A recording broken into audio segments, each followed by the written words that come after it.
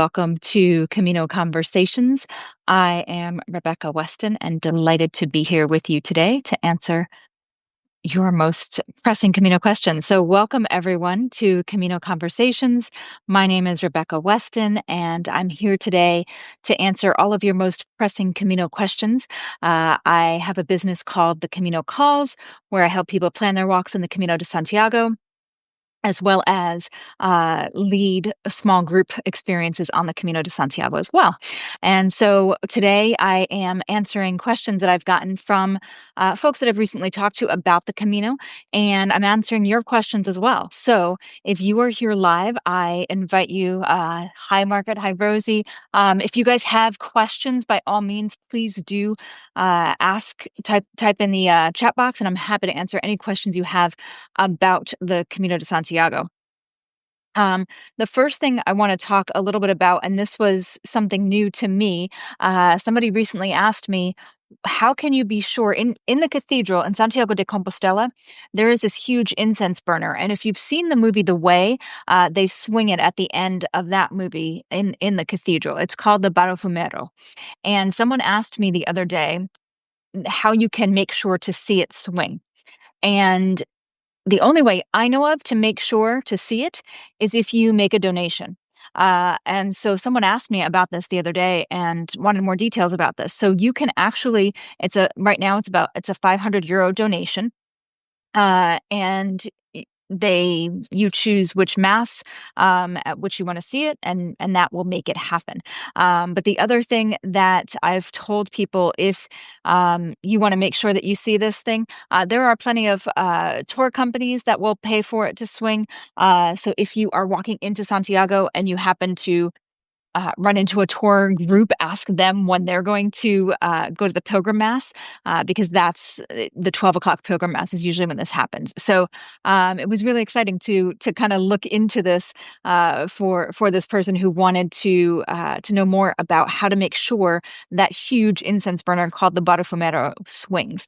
For those of you that don't know, the history, from what I've been told, and I should look into this a little bit more, is that it used to swing at the beginning of the Mass to kind of clear out the stench from the pilgrims who had been walking sometimes for months to get to Santiago de Compostela. Now, they don't swing it till the end of the Mass. So it's one of those things you do have to sit through the entire Mass, which is done in Spanish. In order to see it, if they do swing it. Again, it's not a guarantee. There's no schedule, anything like that. Another question I get a lot is about where you should stay when you get to Santiago de Compostela. And couple things to note: there are lots of places to stay in Santiago de Compostela, but it is something I would book sooner rather than later. A lot of places nowadays you can cancel, a month in advance, a couple weeks in advance, etc. So if you are thinking of doing a Camino and you know what date you plan to arrive in Santiago, and you want a private room with your own bathroom, I would book your accommodation sooner rather than later.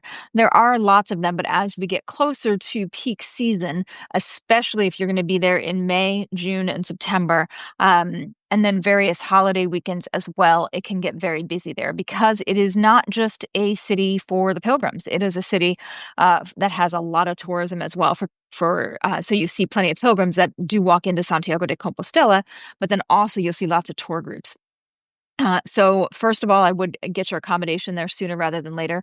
As far as where to stay, a lot of people like to stay close to the cathedral because there is a wonderful old city that surrounds this area. One couple things to look out for, and I wrote about this in newsletter number 21, which was called What to Really Expect from Hotel Rooms in Spain. So a couple things to note. Yes, great to stay in that downtown area, but also recognize if you are staying literally on one of the Camino routes that people are going to be walking in on, you may hear them as early as 6 a.m. coming down that street. Some people don't put plastic tips on their hiking sticks. You can hear them clicking along.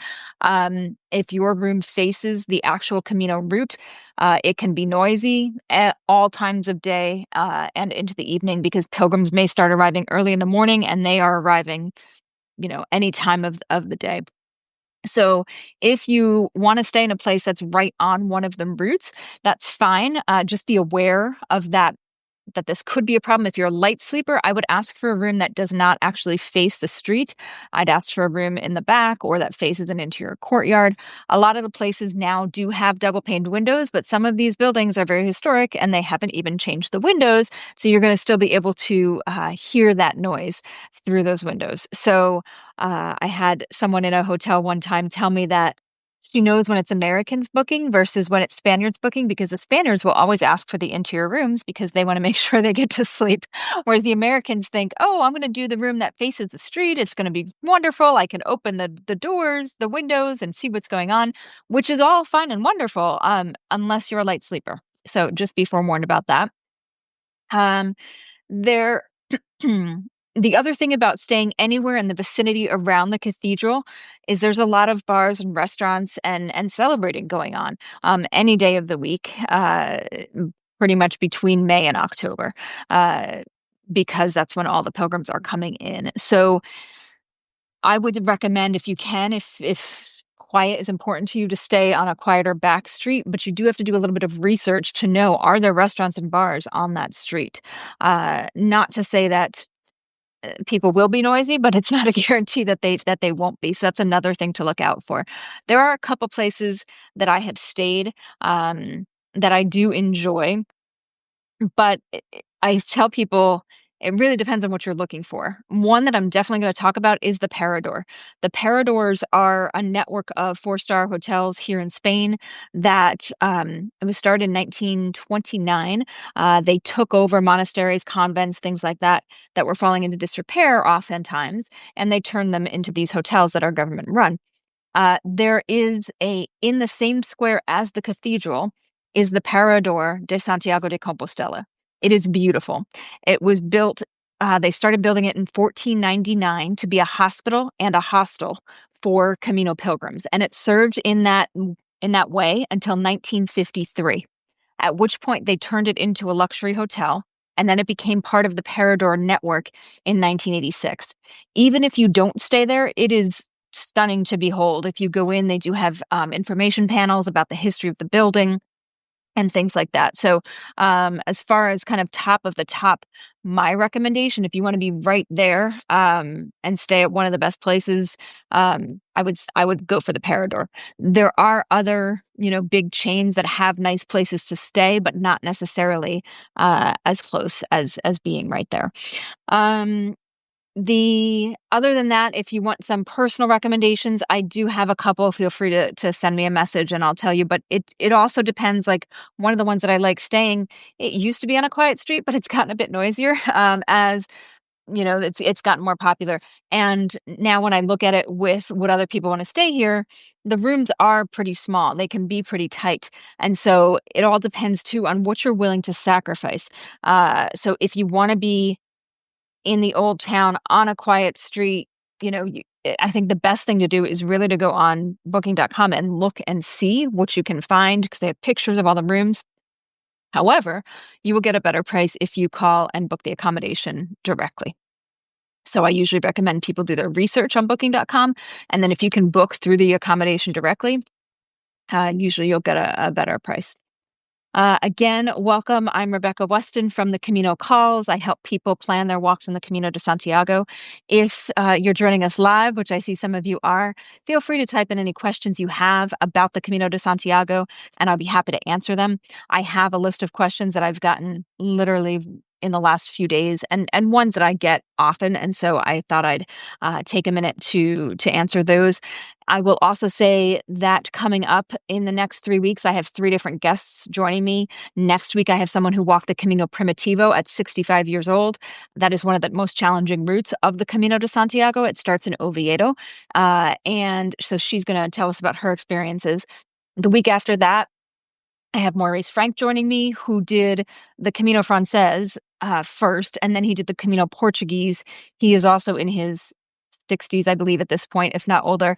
He also did the Portuguese route and the spiritual variant of that route, which we're going to talk about, and then he also volunteered in Santiago de Compostela. So we're going to touch on that as well. And then a few weeks from now, I'm going to have Miriam Lano, who actually did her first Camino with two teenage children in tow. And so again, all of these folks, the people I work with are all 45 and over.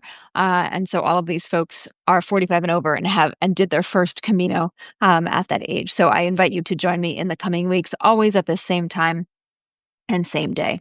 So let's get back to questions people have about the Camino de Santiago. I have one more specifically about the city of Santiago de Compostela. And this is a question that I rarely get asked, but I think when you get there, you might want to ask it, or you might feel like you need to ask it. And that's where some quiet places in Santiago de Compostela, because you get in there and there's a mix of emotions. You're standing in front of that cathedral. Obviously, you've accomplished something incredible. No matter which route you did, no matter how long you were on the Camino, it is powerful to be there in that square, in front of that cathedral with all these other pilgrims. However, at points, not maybe in that very moment, but there are times where I just wanted some quiet. I wanted to be away from everybody else, away from people celebrating, away from here in the elevator in my hotel or whatever it was. I just wanted a quiet place to kind of reflect. And thankfully, there are a few of those in Santiago de Compostela. And if you know of more of them, if you're watching this after the fact and you know of some more places, please, by all means, let me know. The first one I'm going to mention, first two actually, are in the building where you get your official Compostela at the end. So the Compostela is the certificate that you get when you finish the Camino de Santiago, and you get it from this office. But it's a huge structure, and once you get your Compostela, when you're exiting, there's a nice little courtyard. And if instead of exiting the building, you can actually go down the stairs and there's a beautiful little park back there. It's nice and quiet. Usually depends on how many pilgrims are kind of floating around, getting their Compostelas as well. But I have enjoyed sitting in that park with different people that I've met over the course of my Caminos or different people I've walked with. So that's my first one. The second place I want to tell you about is just above where you get your Compostela. So you get your Compostela, and then when you walk out that office, there's stairs to your right, and there are signs there, but I think a lot of people miss them. So up on the next floor, which is we would call the first floor here in Spain, there are rooms for reflection where volunteers are there to help you kind of process your experience. And there's a room for English speakers, there's one for German speakers, there's one for French speakers. I imagine there's one for Spanish speakers. So they are manned by volunteers. They have different activities that they will do, or they're just open. I went to the English speaking one. They had tea on hand for anyone who wanted it, and they also had a specific time where we did a reflection activity that was amazing. So just so you're aware that those spaces are available to you above the office where you get your Compostela. One thing to note is that in order to get into the building, you usually have to have your QR code ready to go, and they take you through this whole process to get your Compostela. However, if you want to go into the building in order to go see those folks, just let the people at the front door know, and they should be able to let you in there. And then the third place I have to tell you about is called Pilgrim House. It's on one of those beautiful back roads of the old city, right by the cathedral. It is also run by volunteers, and you can do a lot of things there. If you want to talk with them, process your experience, they again also have specific reflection time. They have information there. If you need to print a boarding pass, if you need to, I think they'll even do laundry for you there. There's a lot of different things that can be done in the Pilgrim House. And as I said, my guest in 2 weeks has volunteered there, so he can tell us a bit about that.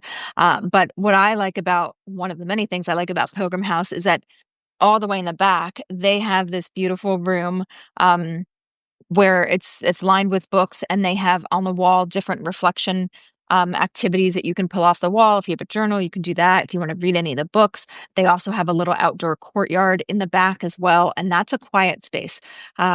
So if you need some quiet time to yourself, that's another wonderful place to get it in Santiago de Compostela. Okay, so the next question that I got recently had to deal with cash. And so I'm going to cover kind of all questions around cash, where to get it, how much to bring, how much things cost, all of those kinds of things. in general, you can pay with cards here in Spain. That being said, you should definitely have cash with you because it's true that not every place takes cards, although most places do. If you are For the people that are going to stay in the hostels, that could be a different story. But for the folks that I work with who are pretty much staying in private rooms, um, having their bags sent, all of those places are going to take credit cards without a problem. The restaurants are going to take credit cards. The bars, most of them will even take credit cards.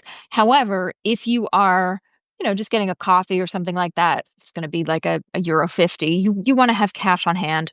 Also, I tell people you should definitely have some euros for when you arrive. Get those in your home country and then arrive with them. Because, for example, if you're at the airport and you want to tip the taxi driver, usually what I do if I don't have coins is as soon as I am in the airport, I buy something really small so that I can get some change so that I can have some tips ready for folks like that.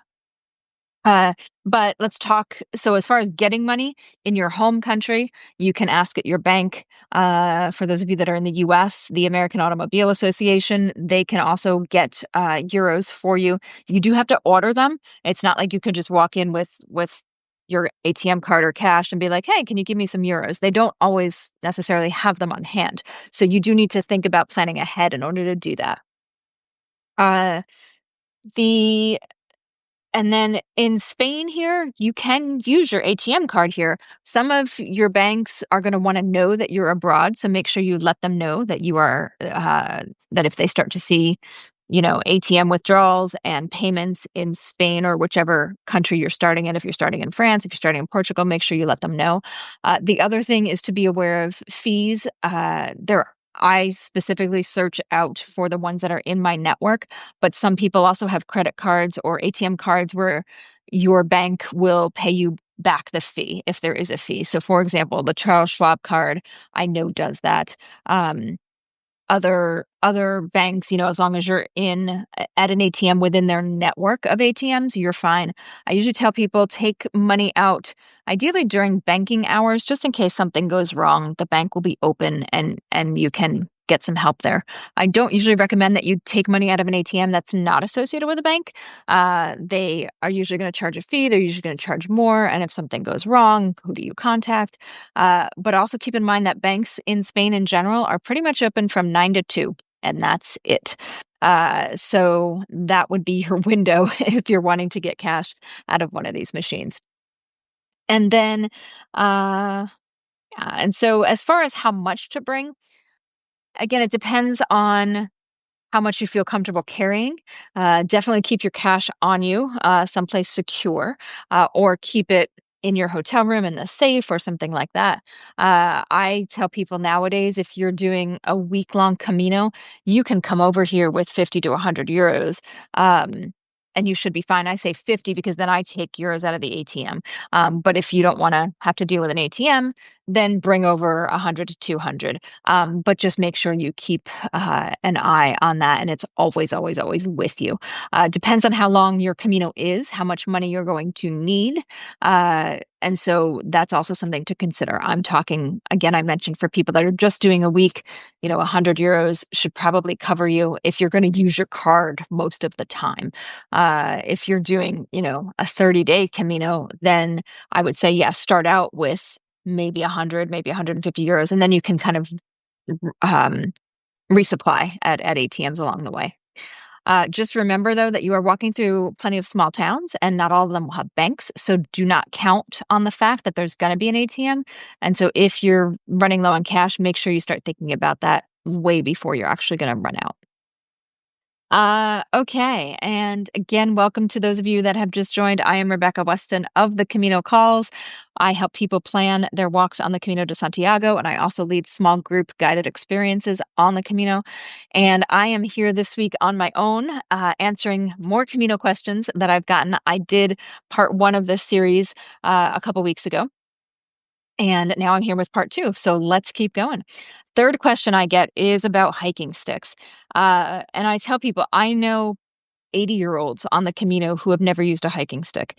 My father carries one, and I feel like it's just for good luck most of the time. He hardly ever uses it. And if he does, he's just using one. Other people will say, I swear by them, I would never do a Camino without them. That is me. I learned how to use them on my first Camino. I brought them with me because I heard I probably should have them, but I had no idea how to use them when I first stepped foot on the trail. But this was long before the plethora of videos there are out there that can help you with how to use walking sticks. So I love them. And I've listened to various presentations about various physical considerations with the Camino de Santiago. And one of the things that people say over and over again is that if you think about it, you are putting some of your weight on those sticks. So it's taking weight off of your ankles, your knees, your hips, your back. Also, you're I like this feeling of almost walking like a four-legged animal. You get in this pattern. And I even use them on the flat parts. So I definitely love walking with sticks. I highly recommend it.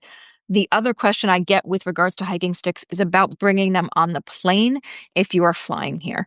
I was just talking to I'm headed out on Camino in a few weeks with a small group, and I was just talking to them yesterday, and I said what I tell everyone. As far as bringing hiking sticks on a plane, the only way the only person who's going to decide if you get to bring them or not is the person at the security when you're putting your bags through security.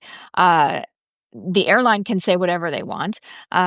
People online can tell you whatever they want. But when you actually are on that security line and you have to put your bags on the belt to go through, those are the people who are going to decide if you actually get to take them with you.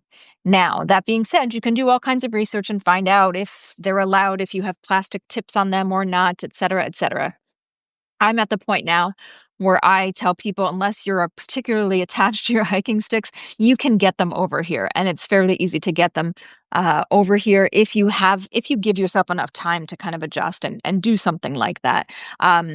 Or the other thing I say is send them as check luggage. You just put them in a mailing tube, put your contact information on them, and check them with your international flight if you really want to make sure that you're going to get there with your own hiking sticks. I've done that before, and then on the way back, I've just gone to the post office, bought another mailing tube, and checked them again.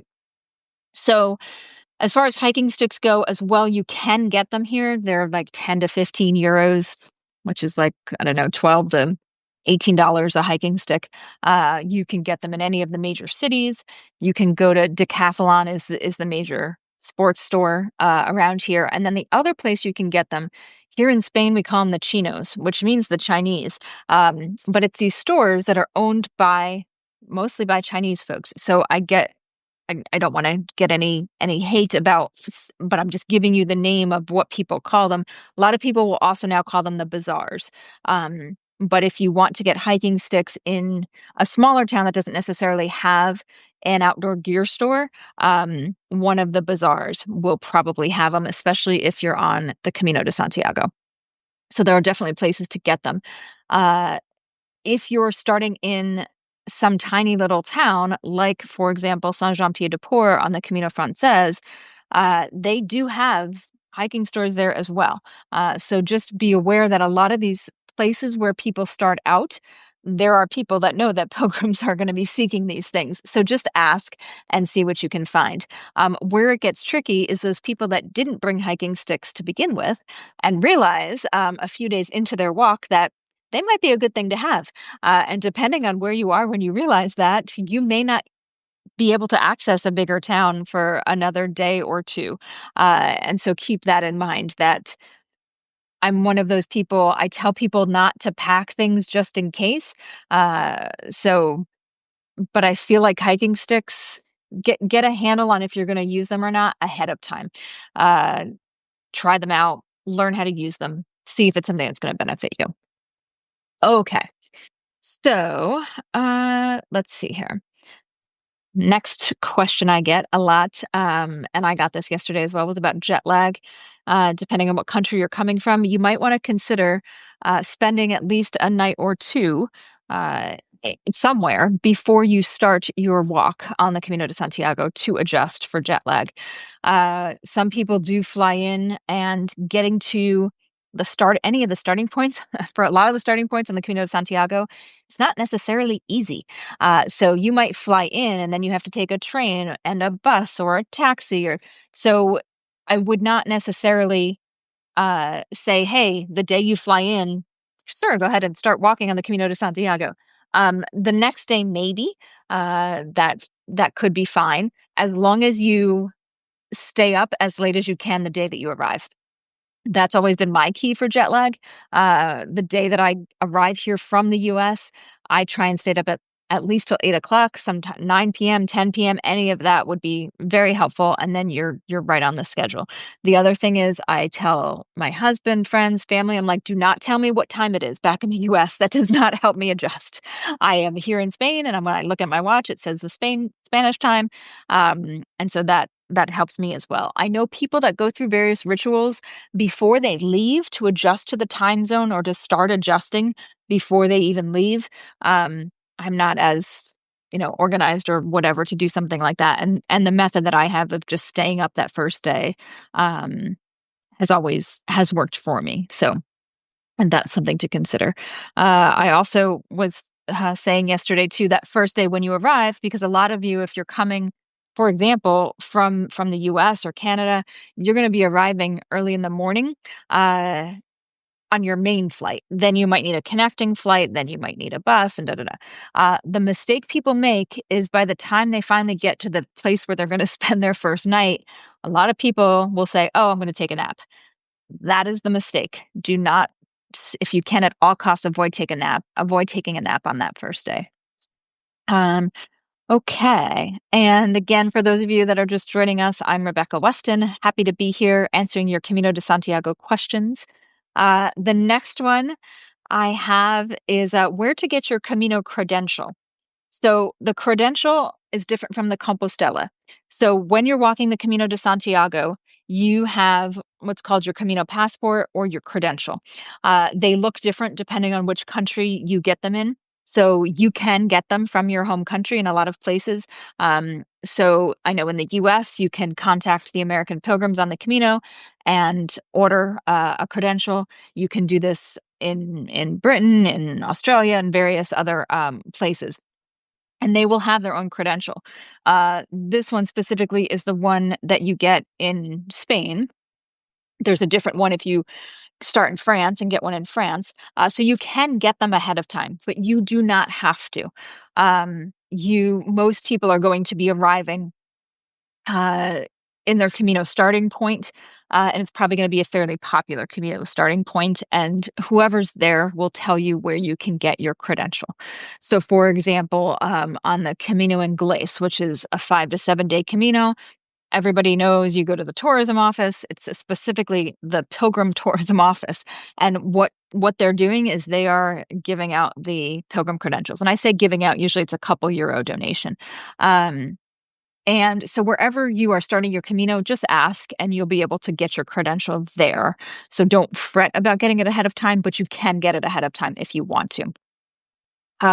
The other thing to know about this credential, while we're talking about it here, you get these stamps when you anywhere you stop. But for the last 100 kilometers, you need to get 2 stamps every day. And that is what you show in Santiago de Compostela to prove that you have walked the Camino to get your official credential, or Compostela. So it's not hard to get stamps. You can get them in every accommodation you're staying in each night. And then every bar and restaurant and church and hotel and tourism office, everybody has Camino stamps. And for me, actually, this little booklet with all these stamps in it usually means more to me than the actual Compostela that I get at the end, because I can look at these and remember some of these places. Like there's this one with a dinosaur. There's this huge stone dinosaur outside this place, like life-size dinosaur. It is crazy. Well, maybe not life-size, but he's pretty darn big. And I remember, and I stopped and talked to some of the guys at that bar, and actually met the guy who makes these animals that he's got over there. And he's got a carving of Santiago de Compostela. And I said to him, did you do this? You made this yourself? And he said, oh, it was me and a friend. And I said, well, how long did it take you? He said, like 20 days. I mean, it was just so nonchalant to him, and he's got all of these stone sculptures around this property. Anyway, so these have quite a story for me, and do I remember every single one of them? No, but I can definitely look at some of them and be like, "Oh, yeah, that's the place where blah, blah, blah, blah, blah." So, yeah, your Camino credential, you can get it ahead of time, but you can also always get it where you start. The other thing, having I volunteer in one of the pilgrim offices here in actually in France, and people are always concerned if they're going to have enough space for all of their stamps. If you're doing a longer Camino, or if you like to collect the stamps, you can get another one. So in cathedrals, they will have them. If you go into a town and you need one, you can ask at the tourism office. They'll tell you where to get one. If there's a pilgrim specific hostel in that town, they'll know where to get one. I volunteered at pilgrim hostels, and people in the area knew that if they were coming to do a Camino de Santiago, they would come in and ask for their credential, and we had them in a closet somewhere to give out. So again, usually just for a donation. So, if you have any questions about your Camino credential, by all means, feel free to type them in here. But this is kind of, I think, all the things you might need to know about this credential. So, again, 2 stamps a day, though, for the last 100 kilometers. That is imperative, but not really hard to do. The other thing, I would make sure to keep this in a plastic bag, because if it does rain, this becomes a lovely kind of watercolor of the different colors of the stamps that you have, as opposed to something. But that's a memory as well. I definitely have at least one, if not two, that have some waterlog to them. And then the other question that I got just yesterday, and this is women are concerned about, where do you go to the bathroom on the Camino de Santiago? And it depends on the route that you are on, how often you will find a bathroom. So, for example, the Camino Frances is by far the busiest route on the Camino de Santiago.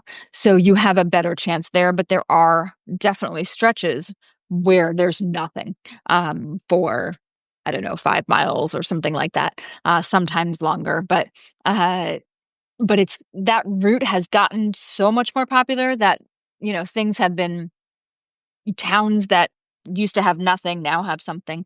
The Camino Portuguese, same thing. It's growing in popularity. There's bars, places to stop like that. The Camino Inglés, I was just on that a couple months ago. Never had a problem.